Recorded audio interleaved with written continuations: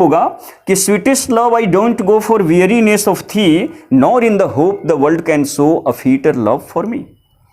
यहां पोएट ये कह रहे हैं कि हे प्रिय, मैं तुमसे नाराज होके या तुमसे ऊब के नहीं जा रहा हूं, इसलिए तुम्हें मेरे जाने का दुख नहीं होना चाहिए।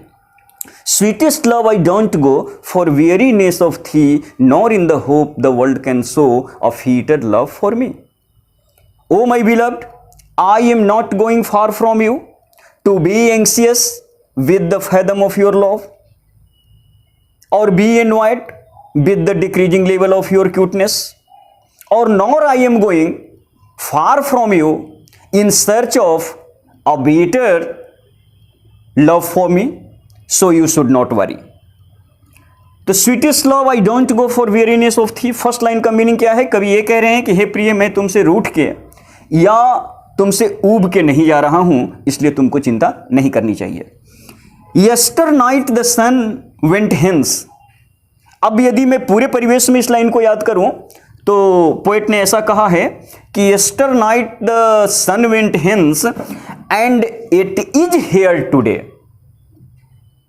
मतलब कवि यहां कंसोल कर रहा है अपनी बिलव्ड को, अपनी प्रेमिका को, और वो कह रहा है कि देखो कल शाम को यह सूरज चला गया था, मतलब पश्चिम दिशा में जाके इसका अंत हो गया था, सेट कर गया था, डूब गया था, लेकिन आज पुनः yester night the sun went hence and it is here today, और आज यह फिर पूरब में देखो आकर के हाजिर है, जिसकी वजह से दुनिया में ऊर्जा का, चेतना का नया संचार हो रहा है।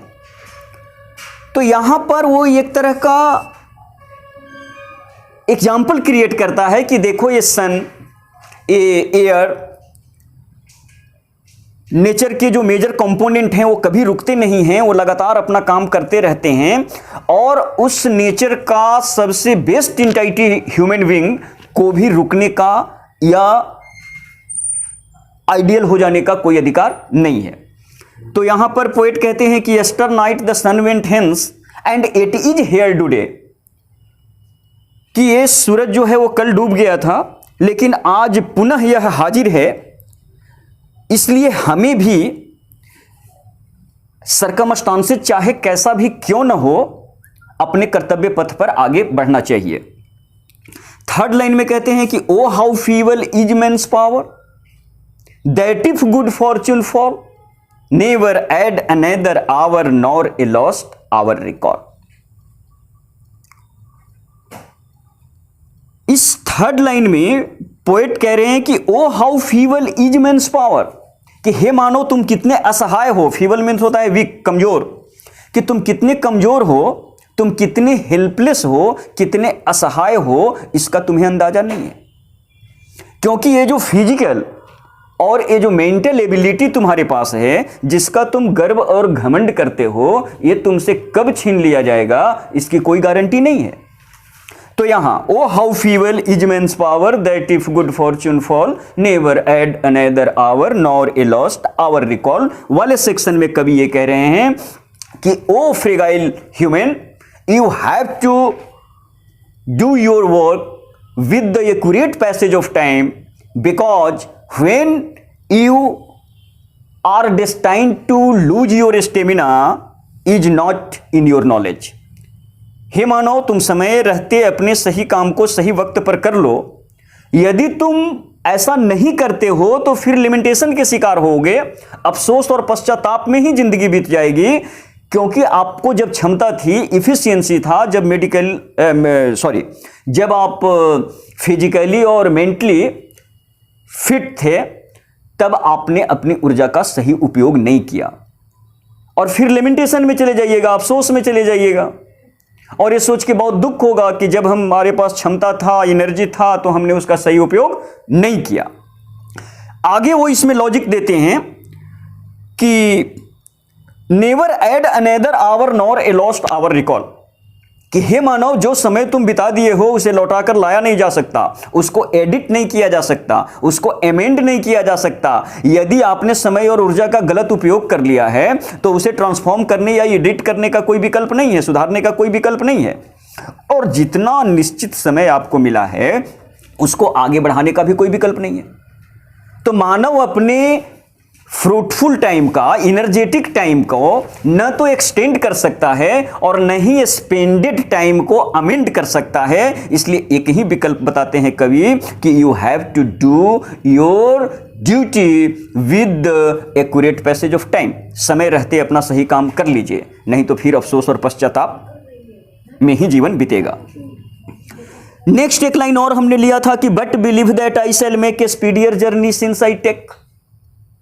यहां भी कवि कंसोल कर रहे हैं अपने बिलीवर को और उसको यह कहना चाहते हैं कि but believe that I shall make, हे प्रिय विश्वास करो, but believe that I shall make a speedier journey since I take. Hyperbole का एग्जाम्पल है यहां। फिगर ऑफ स्पीच में आपने देखा होगा एक डिवाइस होता है हाइपरबोल, जिसमें किसी की इफिकेसी को, ब्यूटनेस को, करेज को या किसी भी तरह के इंटाइटी को बहुत ज्यादा लार्ज स्केल पर, एक्सटेंट पर प्रोड्यूस किया जाता है जो रियल नहीं होता है। मतलब बहुत बढ़ा चढ़ा के बातें करना, इसी को कहते हैं हाइपरबोल। तो ये हाइपरबोल का एग्जाम्पल है कि कवि अपने बिलीवर को कंसोल करते हुए कहते हैं कि but believe that I shall make a speedier journey since I take, कि हे प्रिय विश्वास करो, मैं इतनी ज्यादा तीव्र गति से जाऊंगा, इतनी ज्यादा तीव्र गति से जाऊंगा कि शायद उतनी तीव्र गति से सूरज भी नहीं चलता है। तो इस तरह की बात को क्या कहेंगे? हाइपरबोल। कह रहा है कि सूरज से भी तीव्र गति से मैं जाऊंगा। लेकिन हम लोग यहां लिटरेरी मीनिंग ले लें और लिटरेरी मीनिंग ये बनता है कि वो उसको कंसोल करते हुए, अपनी प्रेमिका को कंसोल करते हुए शायद ये कहना चाहता है कि but believe that I shall make a speedier journey since I take, कि अब तक जीवन में मैंने यात्रा करने में जो गति हासिल की है उन सबसे ज्यादा गति के साथ मैं इस बार यात्रा पर जाऊंगा और जल्दी ही वापस लौट के आऊंगा। But believe that I shall make a speedier journey since I take. Last line जो लिया है, are but turned aside to sleep they who are another keep alive never parted be. ये पूरा इसका स्टेंजा था। तो वहां कह रहे हैं कि are but turned aside to sleep, कि ओ माय बिलव, आप चिंता मत करो, एक जगह रहते भर में भी लोग मुंह फेर के सोते हैं। तो हम और आप एक दूसरे के रियल कीपर हैं, इसलिए फिजिकल डिस्टेंस का होना या स्पेटियल डिस्टेंस का होना हमारे लिए कोई मायने नहीं रखता, क्योंकि मैं हार्टली आपको कंटेन करता हूं और आप मुझे हार्टली कंटेन करते हो। ये हमारा बिलोंगिंग्स है।